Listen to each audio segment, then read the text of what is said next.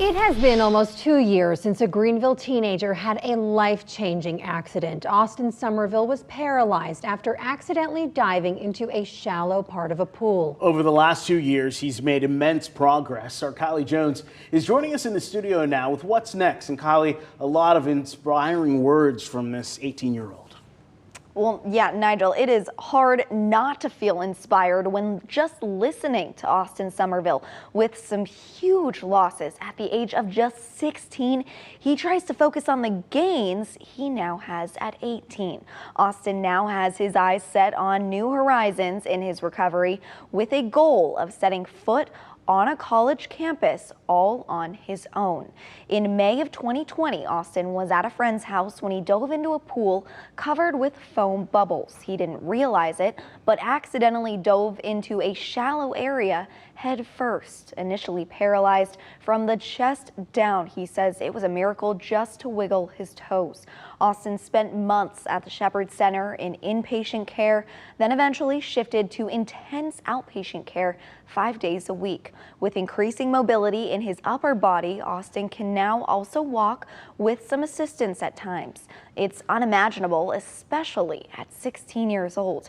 Deep-rooted in his faith, Austin says he reminds himself where he began on those tough days. I think just the biggest thing is perspective. It's just there's someone always worse off than you. You know, sometimes it's just like, Austin, you could be in a power chair right now. You could be in a power chair right now where, you know, these things you want to do are not even, like, there's not even hope in those. And I mean, just listen to him. Inspiring, I think, is an understatement.